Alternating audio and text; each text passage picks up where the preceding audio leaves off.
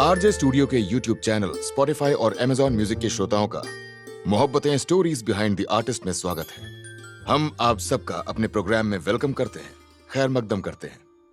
Mohabbatein stories behind the artist मतलब एक कलाकार के पीछे की कहानी, उसके अंतर की कहानी, उनके अंदर की कहानी और उसके बाहर की कहानी। कहानी में मोहब्बत भी हो सकती है।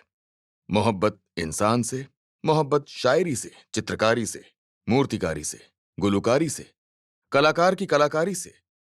मोहब्बत किसी को किसी से हो, उसकी कहानी और किरदार को लेकर Mohabbatein stories behind the artist में आते रहेंगे और रंग बिरंगी कहानियां सुनाते रहेंगे।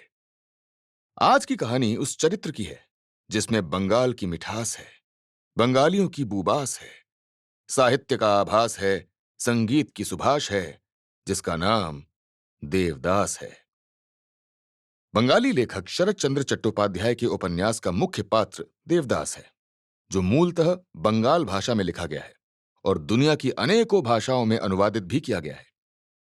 आखिर देवदास की कहानी में ऐसा क्या है जिसे लोग उपन्यास में पढ़ रहे हैं और फिल्मों में देख रहे हैं?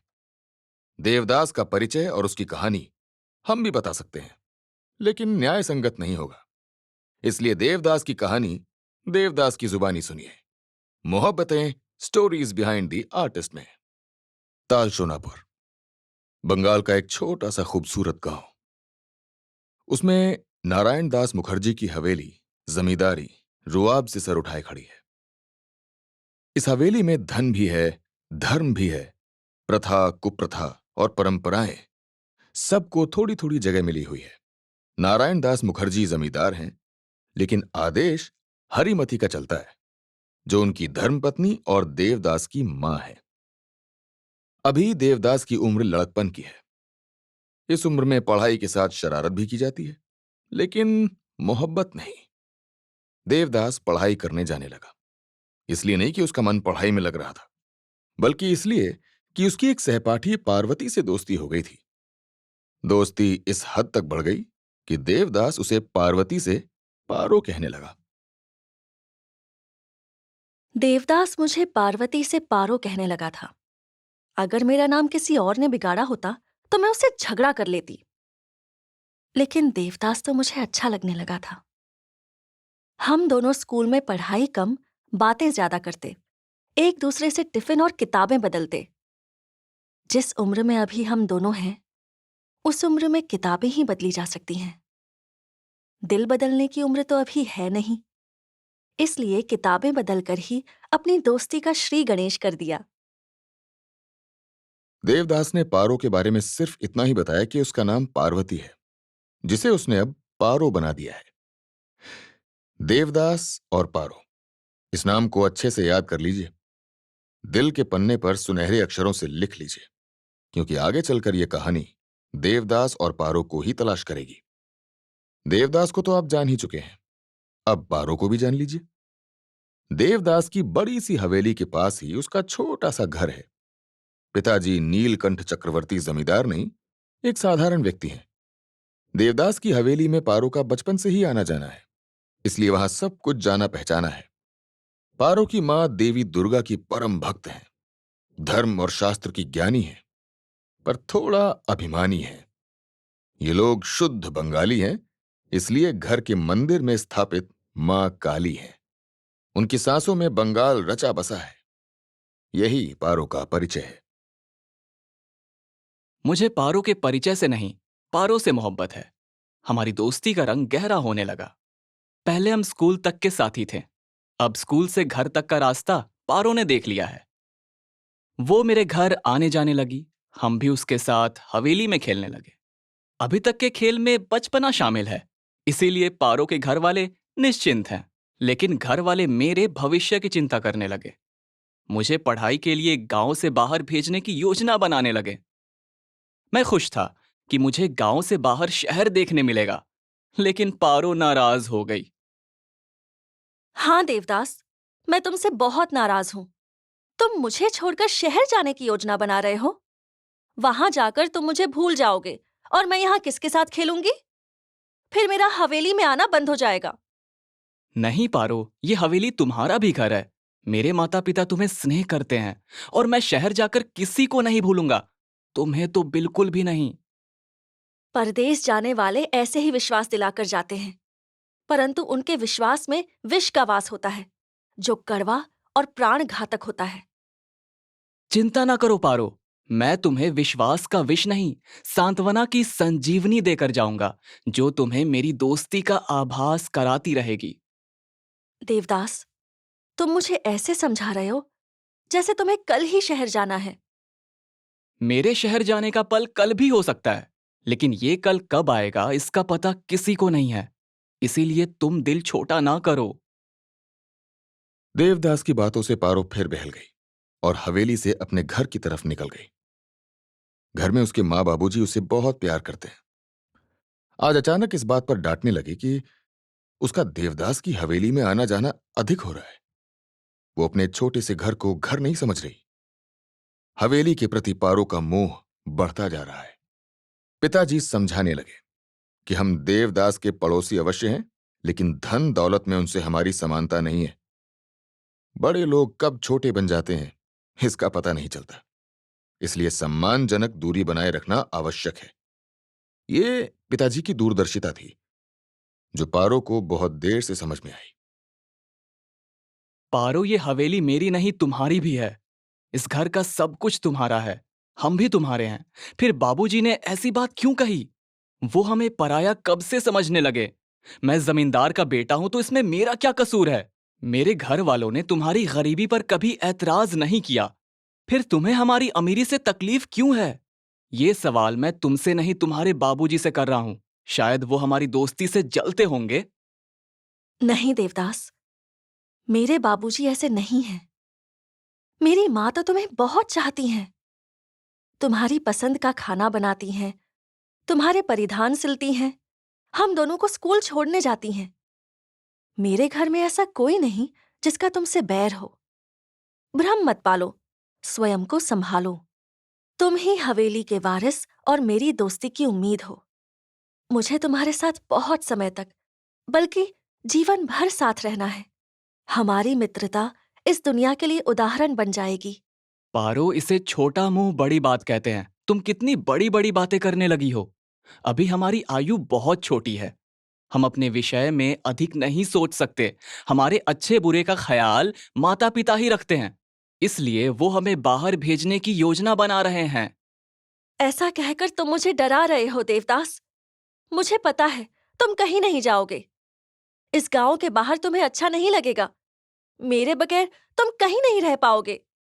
तुम ठीक कह रही हो पारो, मैं तुम्हारे बगैर कहीं भी नहीं रह पाऊंगा, लेकिन मेरी इस भावना को कोई नहीं समझेगा। मुझे मजबूर होकर जाना ही पड़ेगा। कहाँ जाओगे? तुम्हारा नया ठिकाना क्या होगा? मुझे कुछ नहीं पता। पिताजी ने सिर्फ इतना बताया कि कोलकाता में कुछ अच्छे अच्छे बड़े बड़े स्कूल हैं।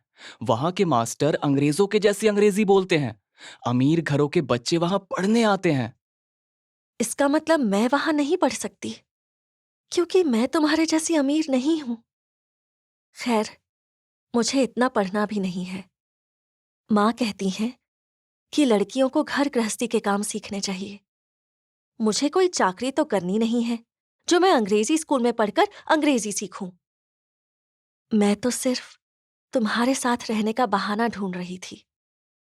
अपनी मित्रता की आयु बढ़ाना चाह रही थी, जो शायद संभव नहीं है।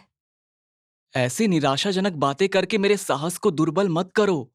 देवदास और पारो की मित्रता अमर है, ये इतिहास के पन्नों पर लिखी जाएगी।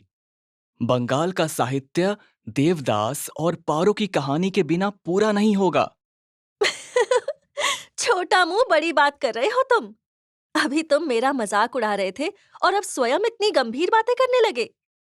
हमें गांव की पगडंडी से उठाकर इतिहास के पन्नों तक ले गए। बंगाल के साहित्य में पारो को अमर कर दिया है। केवल पारो नहीं, देवदास भी अमर हो जाएगा।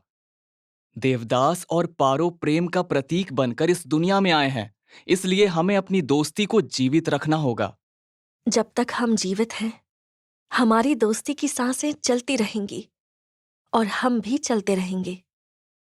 हमें साथ चलने से कोई नहीं रोक सकेगा। फिलहाल तो मेरे घर वाले मुझे पढ़ने के लिए बाहर भेज रहे हैं। पता नहीं मेरे जाने के बाद और मेरे वापस आने तक तुम्हारा क्या होगा। तुम मुझे याद रखोगी या भूल जाओगी? इस समय तो मुझे स्कूल जाना याद है। तुम्हें साथ चलना है तो चलो। देर हुई तो मास्टर जी नाराज होंगे और शिकायत घर तक आ जाएगी। मैं तुम्हें शिकायत का मौका नहीं दूंगा। बस तुम्हें मुझ पर विश्वास करना होगा। चलो हम स्कूल चलते हैं। उस दिन पारो और देवदास दोनों स्कूल चले गए। मास्टर जी ने क्या पढ़ाया याद नहीं रहा, क्योंकि देवदास के शहर जाने की खबर पारो को परेशान कर रही थी। लेकिन उसने अपनी परेशानी से किसी और को परेशान नहीं किया। किसी को आभास तक नहीं होने दिया कि पारो के मन में क्या चल रहा है। स्कूल से घर आकर घर के काम में लग गई। उसे घर की सफाई करने का बहुत शौक था, इसलिए वो घर के मंदिर में भगवान को स्नान कराती और उन्हें नए वस्त्र पहनाती। ऐसा करते हुए उनसे प्रार्थना भी करती रहती। प्रार्थना के शब्दों में देवदास का नाम जरूर शामिल होता। देवदास के गांव से बाहर जाकर पढ़ने की खबर चारों तरफ फैल गई। जमींदार का बेटा है, इसलिए हर कोई उसके बारे में अच्छा अच्छा सोचने लगा। सब मेरे बारे में सोच रहे थे और मैं पारो के बारे में सोच रहा था। अभी मेरी सोच मित्रता तक ही सीमित थी, क्योंकि प्रेम का गूढ़ अर्थ हम दोनों में से कोई भी नहीं जानता था। हाँ, दोस्ती ऐसी थी कि हम एक दूसरे के लिए जान देने के लिए तैयार रहते। पिताजी ने कोलकाता में मेरे रहने की व्यवस्था कर दी थी। वहां के स्कूल में मेरा नाम भी लिख गया था। गांव के स्कूल की परीक्षा पूरी करके मुझे यहां से निकल जाना है। कुछ दिनों तक मां और पिताजी कोलकाता में मेरे साथ ही रहेंगे। फिर वहां सबसे जान पहचान करा के धर्मदास के साथ कोलकाता में मुझे छोड़ आएंगे। धर्मदास, इस नाम को याद रखना जरूरी है, क्योंकि ये नाम मेरे साथ शुरू से आखिर तक रहेगा। हवेली में मेरा लालन पालन इन्हीं के हाथों में हुआ है। अब ये कोलकाता में मेरे साथ रहेंगे। मैं पढ़ाई करूंगा और धर्मदास मुझे पढ़ते हुए देखेंगे। बचा हुआ समय हाथ से रेत की तरह गिरने लगा। देवदास और पारो दोनों ही प्रथम श्रेणी में पास हो गए। स्कूल के परिणाम से पारो के माँ बाबूजी बहुत खुश हुए। उन्होंने देवी माँ को प्रसाद चढ़ाया और वही प्रसाद लेकर पारो की माँ देवदास की हवेली चली गई। वहां भी सबका मुंह मीठा कराया। बदले में उन्होंने भी प्रसाद पाया, क्योंकि वहां भी देवदास के पास होने की खुशियां मनाई जा रही थीं। इन खुशियों में देवदास से बिछड़ने का गम भी छिपा हुआ है। लौटते समय हरिमती ने पारो की मां को पूजा का निमंत्रण देते हुए बताया कि अगले हफ्ते देवदास कोलकाता चला जाएगा। यह उसके जीवन की नई शुरुआत है, इसलिए कल हवेली में यज्ञ अनुष्ठान और माता काली की पूजा का आयोजन किया है। तुम पारो को लेकर अवश्य आना। ये समाचार मां के लिए सुखदाई था, इसलिए उन्होंने पूजा में जाने की तैयारी कर ली और पारो को भी तैयार कर लिया। हवेली में पूजा अनुष्ठान बड़ी धूमधाम से हुआ। देवी मां से आशीर्वाद लेकर और कुलगुरु से मुहूर्त निकलवाकर मेरा कोलकाता जाना निश्चित हो गया। परसों के दिन मुझे गांव छोड़कर कोलकाता जाना है। अब मेरे पास इस गांव के लिए और पारो के लिए सिर्फ कल का दिन बचा है। समझ नहीं आ रहा कि मैं ये कल का दिन खुश होकर जीऊं या दुखी होकर।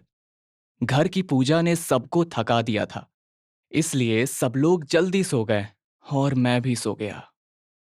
लेकिन मैं नहीं सोई। देवदास के बारे में सोचती रही और इसी सोच विचार में कब नींद आ गई पता ही नहीं चला। सूरज अपने समय पर निकला और मैं भी अपने समय पर उठ गई।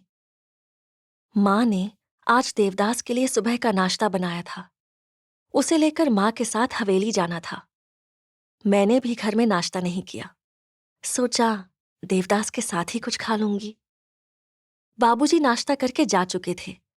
मैं हवेली पहुंची तो देवदास सो रहा था। उसे नींद से जगाया और अपने साथ बाहर लेकर आ गई। हम दोनों ने थोड़ा नाश्ता भी किया, लेकिन खेलने के बहाने बाहर आ गए। मेरी मां देवदास की माताजी से बातें करने लगी। दोनों में अच्छी मित्रता है। देवदास मेरा हाथ पकड़कर हवेली से बाहर ले गया। मैंने पूछा तो कहने लगा, पारो, आज हम सारा दिन साथ रहेंगे, बहुत सारी बातें करेंगे।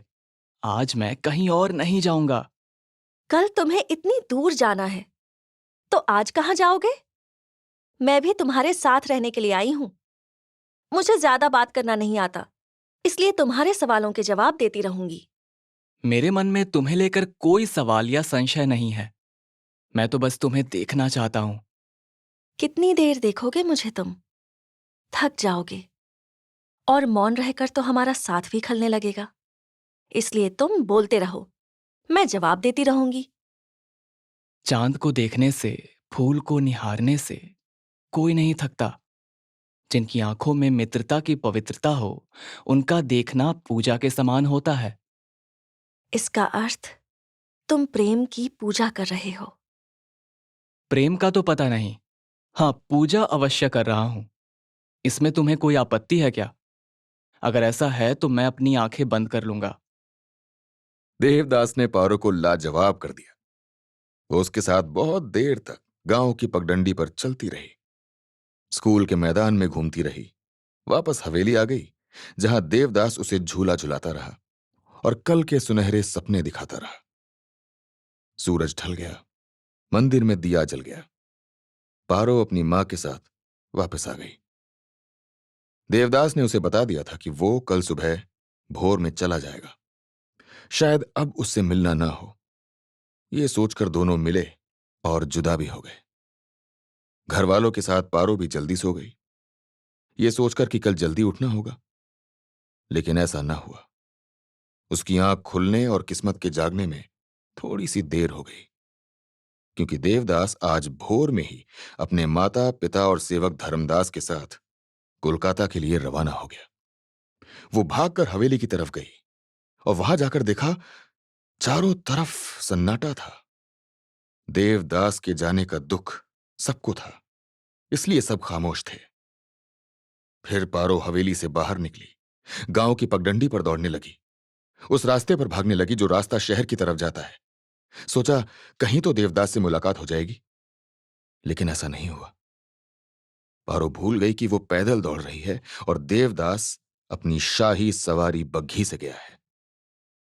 दोनों की रफ्तार में बहुत फर्क होता है। पारो देवदास को पुकारती रही और भागती रही। देवदास! देवदास! देवदास! पारो की पुकार देवदास ने नहीं सुनी। उसके गले की आवाज रुक गई और थक कर गिर गई। शायद वो बेहोश हो गई। जब होश आया तो उसने अपने आप को घर के बिस्तर पर पाया। उसके पैर जख्मी हो गए थे, सिर में चोट लगी थी। घर वालों ने उसे तसल्ली दी और समझाया कि देवदास अब जा चुका है, जल्दी वापस नहीं आएगा। पारो ने देवदास के जाने का दुख नहीं मनाया, बल्कि उर्मिला की तरह अपने मन को समझाया और प्रतीक्षा की। लक्ष्मण रेखा के पास खुद को बैठा पाया। देवदास जिस दिन से गया है, वो भी उसी दिन से उसके वापस आने की प्रतीक्षा करने लगी। यही प्रतीक्षा पारो की मित्रता की परीक्षा है। पारो और देवदास की कहानी का जन्म एक उपन्यास से हुआ है, लेकिन अब यह लोक कथा बनकर, जीवन का सत्य बनकर साहित्य में अमर हो गई है। यह कहानी का आरंभ है। इसके अंत तक पहुंचने के लिए आप सबको हमारे साथ रहना होगा, Mohabbatein stories behind the artist से जुड़ना होगा और हमारे कार्यक्रम को आरजे स्टूडियो के यूट्यूब चैनल, स्पॉटिफाई और अमेजॉन म्यूजिक पर लगातार सुनना होगा। इसके लिए हमारे चैनल को सब्सक्राइब कीजिए और सुनते रहिए Mohabbatein stories behind the artist.